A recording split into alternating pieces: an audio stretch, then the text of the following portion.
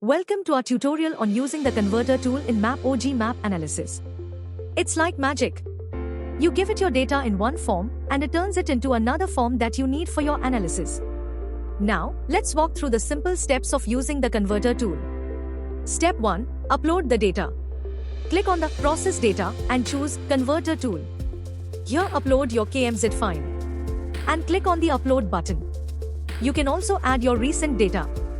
Step 2. Select the format you want your data to be converted into. Set the output file format ODS. You can set the coordinate reference system also. Step 3. Click Convert and let the tool work its magic.